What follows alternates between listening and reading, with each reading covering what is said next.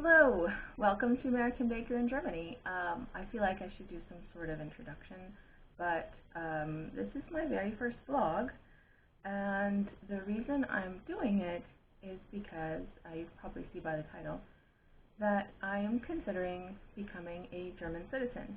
And this is something that I've basically decided that I wanted to do.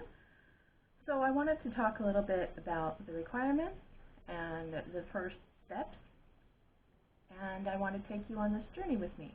I will continue to update you with different things that are happening.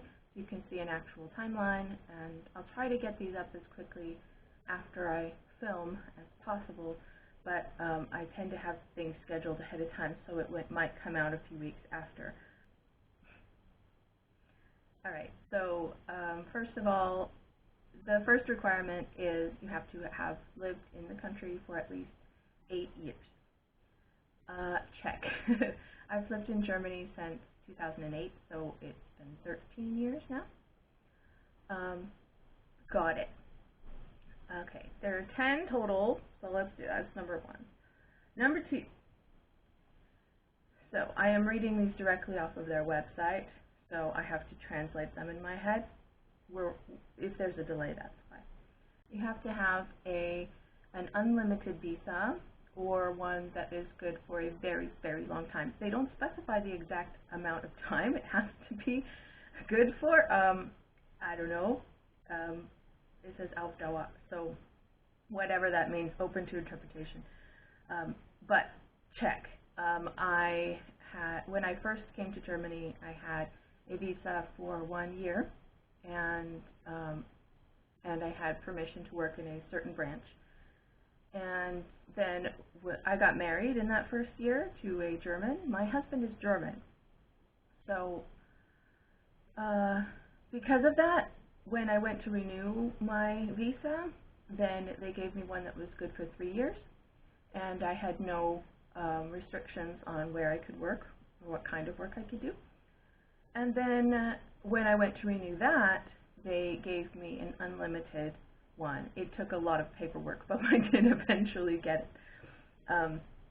So I have had that since then. Okay, number 3. I love this one. This one just makes me laugh a little bit.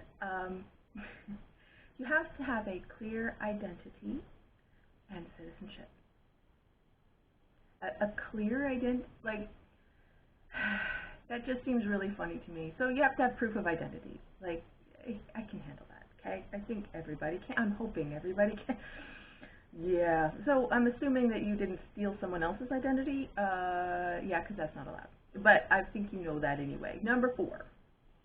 I'm counting like German, by the way. This is my effort to be more German. So, number 4. You have to be familiar with the German Constitution. I think I can handle that. It'll be fine. Number 5. This one is the one that hurts the most. Ugh. And this is the reason I haven't done it earlier. In general, you must give up your current citizenship. And this is the one that has kept me from doing this before. I was unwilling to give up my American citizenship up until this point. Part of it was because I very much wanted my children to be dual citizens in Germany and the US, which they are, by the way. They're allowed to keep that for as long as they want because they have inherited it from both parents. Yeah, so I am very happy about that, but it's a little bit funny to think of giving it up. I have now, however, come to the conclusion. I have lived here for 13 years, and in those 13 years, I have been back to the U.S. to visit twice. I think I'm going to be here a while, and I don't see myself going back to live. So here we are. I've basically come to the conclusion that my American citizenship is no longer bringing me any extra perks, and it is more bringing more annoyances. And the reason being is that I have some special rules I have to follow. At work, for example, just as a very quick example of a special rule I have to follow is I work at a bank, and if I ever notice that the bank, the German subsidiary of a French bank, ever isn't following the rules of the American sanctions, then I am required to report it to the American government. None of my colleagues have to do this. I have a Russian colleague, I have a Ukrainian colleague. They don't have to do this. Just me, because the U.S. is special. I find that slightly ridiculous. I've never had to do anything with it because, honestly, the sanctions of the EU are more strict than the U.S. But it's just very funny to me that that's actually something I am required to do. Wow. Things like that, I have to say that I will do this once a year and promise, this is your yearly reminder that you absolutely have to do this. Okay.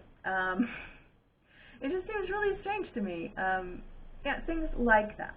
Things like that I think are a little bit ridiculous. Also, tax laws are ridiculous.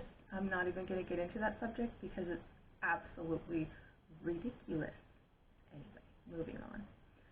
So, number 6, spoken and written German level of at least B1. That's not a problem. I have been speaking German for a long time. It was my minor in college, and the last time I checked, I did like an online test to see what my level was at. I was at C1. It's been a while since I checked, but I don't think it's worse than that.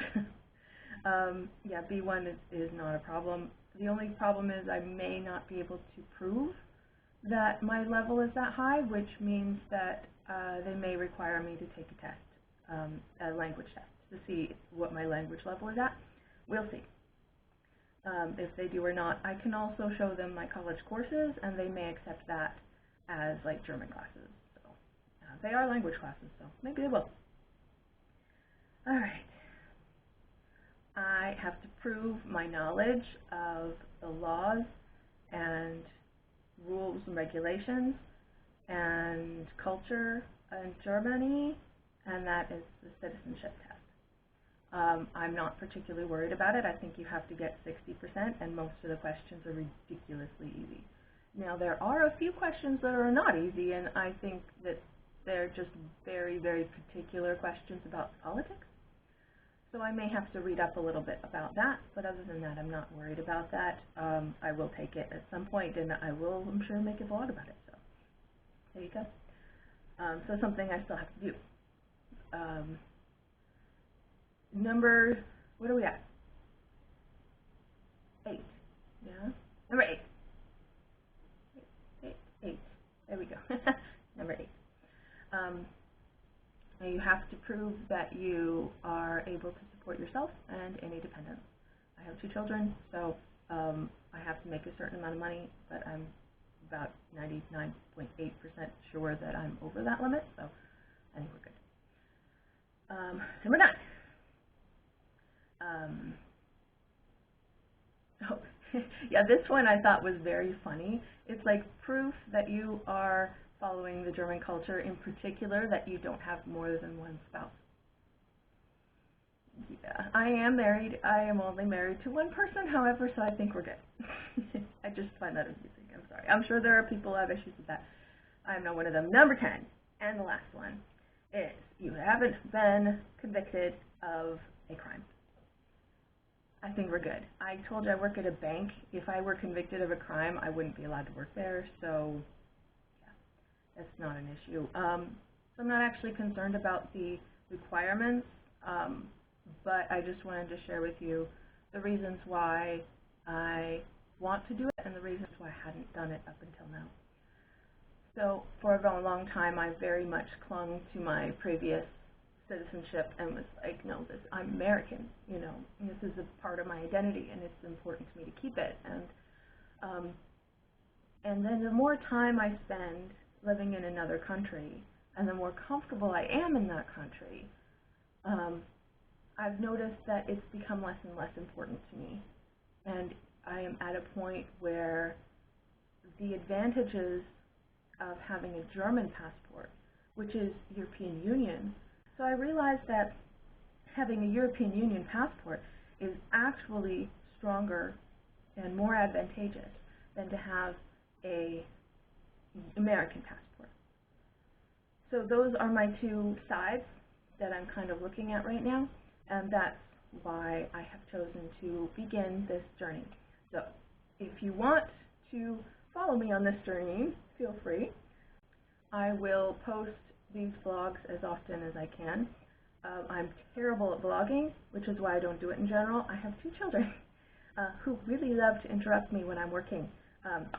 It's really hard to find a quiet time where I can sit down and video record something without them interrupting me in the middle.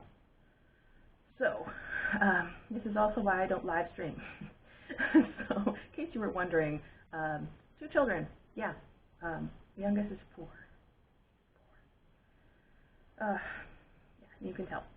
But if you want to continue to follow me on this journey, I will upload as often as I can. My goal at the moment is like once a month, but I will also, it may be longer than that if there are delays in something or some process of something, and I don't have anything new to report about it, but I will try and update you on the process. So at the moment, I am an American citizen from the United States, and I was born and grew up there, and I moved to Germany when I was 26. Yes, I am 39. In case you're like trying to figure out my age. I've lived here for 13 years, and I'm very happy in Germany, and I am on my way to becoming a German citizen. So this vlog is for those who may also be on that journey or who are interested in my journey. So it's going to be great.